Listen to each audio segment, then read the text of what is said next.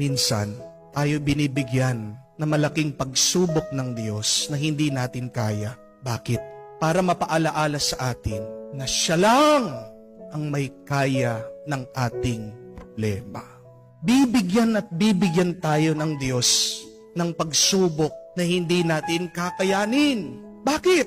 Dahil pinapaalala niya na magtiwala tayo sa Kanya dahil Siya lang ang may kaya ng ating pagsubok.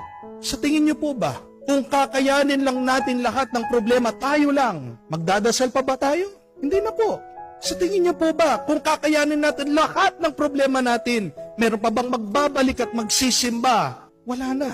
Pinapabayaan ng Diyos na tayo'y magdusa minsan para tayo ay bumalik sa Kanya at mapaalaala, ako lang ang may kaya dahil ang Diyos lang ang tunay na makapangyarihan.